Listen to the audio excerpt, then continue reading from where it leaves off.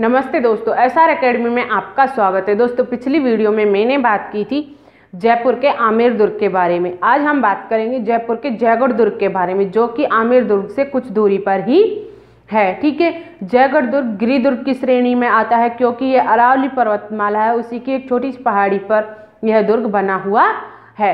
ठीक है, जयगढ़ दुर्ग, इसके निर्माण में दो मान्यता है। पहली मान्यता है कि जनश्रुति के अनुसार इस दुर्ग का निर्माण महाराजा मानसिंह प्रथम ने करवाया था। ठीक है, बताया जाता है कि उन्होंने इस दुर्ग का निर्माण इसलिए करवाया था क्योंकि महाराजा मानसिंह प्रथम थे, ये काबुल, कांधार और अफगानिस्तान से जो युद्ध हुए थे, उनसे जो लूटकर वो खजाना लेके आए थे, उसको दबाने के लिए, उसको छुपाने के लिए जयगढ़ दुर्ग का निर्माण करवाया गया था।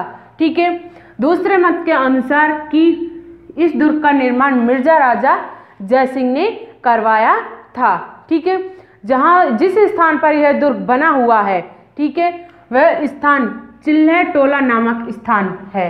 ठीक है, चिल्हा टोला नामक स्थान पर यह दुर्ग बना हुआ है। ठीक है, इसके बाद हम बात करते हैं कि सवाई जयसिंह द्वितीय ने जब जयपुर नगर बसाया था, तब इस दुर्ग का जीर्णोद्धार करवाया था।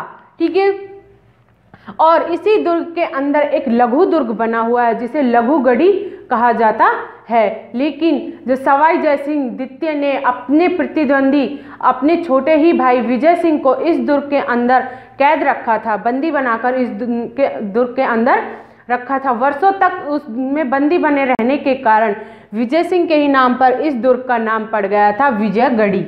ठीक है, एक लघुगढ़ी थी, यानी कि लघु दुर्ग था, जिसे लघुगढ़ी नाम था उसका, और विजय सिंह को इस दुर्ग के अंदर कैद रखने की वजह से इस दुर्ग का नाम पड़ गया था विजयगढ़ी। ठीक है, इसके ही पासर में, विजयगढ़ी के पासर में एक 7 भवन बना हुआ है, जिसे प्रकाश स्तंभ कहा जाता है। ठीक है, अब हम बात करते हैं जयगढ़ दुर्ग के पोलों के बारे में। जयगढ़ दुर्ग पर जाने के लिए 3 पोल पड़ते हैं। पहला पोल है डूंगर दरवाजा, जो कि नाहरगढ़ की ओर से इसका जाने का रास्ता है। दूसरा है अवनी दरवाजा, जो कि आमेर के राजप्रासाद, यानी कि जो आमेर के महल है, आमेर के महलों के पास फूलों की एक घाटी से जाने का रास्ता है। और तीसरा है दुर्ग दरवाजा, जो कि एक सागर नामक जलाशय की ओर से जाने का रास्ता है। ठीक है, जयगढ़ दुर्ग है, इसमें एक आपातकाल में, यानी कि आपातकाल में दुर्ग से बाहर जाने के लिए इसमें एक सुरंग भी बनी हुई है। ठीक है, अब हम बात करते हैं प्रमुख भवनों के बारे में। जैसे जलेब चौक, सुभट निवास, जिसे दीवाने आम, ठीक है, जिसे दीवाने आम कहा जाता है, और खिलवत निवास, जिसको दीवाने खास भी कहा जाता है। ठीक है, लक्ष्मी निवास, ललित निवास, विशाल मंदिर, सूर्य मंदिर, आराम मंदिर और राणावत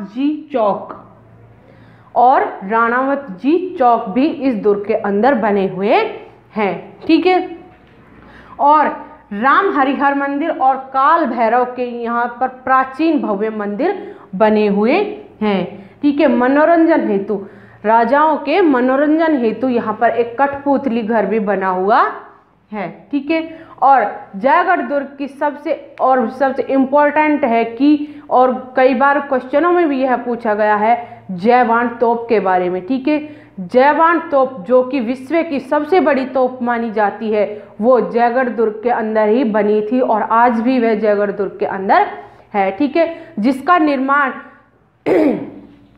ठीक है, जयवान तोप, जिसका निर्माण महाराजा सवाई जयसिंह ने करवाया था। यह तोप है वो जयगढ़ दुर्ग के अंदर ही बनाई गई थी, यानी कि उसी के अंदर ही है ढाली गई थी। ठीक है, ये तोप है, ये 2 पहियों पर आज भी वहीं पर खड़ी हुई है, यानी कि ये आज भी वहीं इसी दुर्ग में विद्यमान है। ठीक है, ठीक है दोस्तों, ये क्वेश्चन कई बार पूछा गया है कि जयवान तोप किस दुर्ग के अंदर है, कौन से दुर्ग के अंदर है, जयगढ़ दुर्ग के अंदर। ठीक है दोस्तों, ये थी जयगढ़ दुर्ग के बारे में। नेक्स्ट वीडियो में हम बात करेंगे जयपुर के ही नाहरगढ़ दुर्ग के बारे में। ठीक है, एक नाहरगढ़ दुर्ग है, वो 12 जिले में भी है। ठीक है दोस्तों, धन्यवाद।